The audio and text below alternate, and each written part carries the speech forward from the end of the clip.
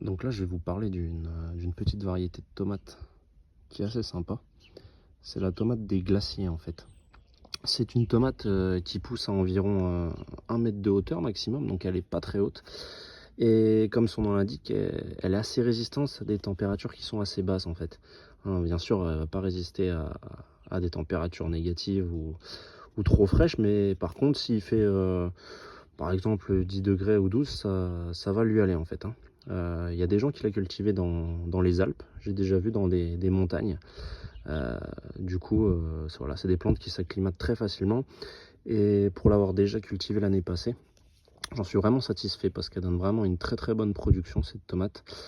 Et en plus, elle se prête très bien à la culture en pot. J'ai essayé en pot et j'ai vraiment eu de très bonnes récoltes. Donc c'est des tomates, des tomates rondes hein, quand même, qui sont pas très grandes. Hein. Genre un petit peu des grosses tomates grappes. Et ce qui la caractérise, vous voyez, par rapport à un autre plant de pommes de terre, de tomates, c'est qu'elle a un feuillage justement de pommes de terre un petit peu, regardez. On pourrait croire que c'est un peu pomme de terre, même aubergine.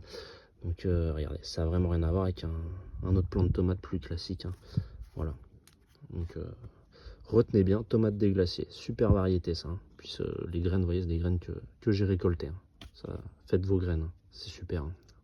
Ça s'adapte apparemment des fois même par rapport à votre terrain. Voilà. C'est l'intérêt de faire ces graines. Il y a une génétique et c'est enregistré dans les graines apparemment, et du coup ça pourrait simplifier. Bon, après ça fonctionne hein, si vous prenez des graines du commerce. De toute façon il faut bien commencer par là.